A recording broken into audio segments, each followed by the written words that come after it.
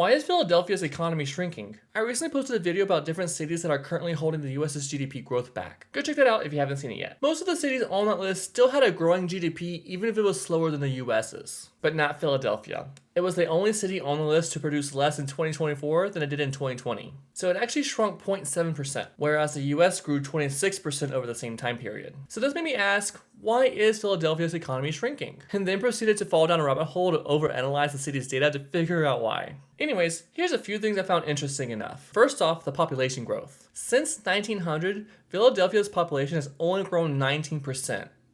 That's basically nothing. Even New York City is experiencing much better growth than that. And for some comparison, the US population has grown 350% since 1900. Population for the city peaked around 1950 at 2 million and has only gone down since then. And a change in population like this usually means one of two things. One being people are moving to the suburbs, and another can be when a city's primary industry is dying. So first, I checked the migration data for Philly, and there seems to be zero migration to the suburbs. So that tells me people are just leaving the area altogether. So then I checked Philadelphia's industries. And after some online digging, I found that the primary industry in Philadelphia in 1950 was manufacturing. And manufacturing in the US has mostly disappeared since that time period.